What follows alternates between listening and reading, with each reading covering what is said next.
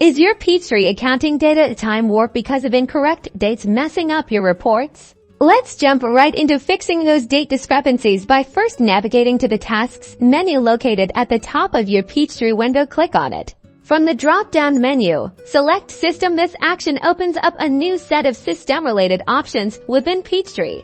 Now click on Change Accounting Date. A small window will pop up, displaying the current accounting date. Carefully enter the correct date using the calendar tool or by typing it directly into the date field. Once you've confirmed the accuracy of the new date, click OK to save your changes. Remember, this will only affect future transactions from this point forward.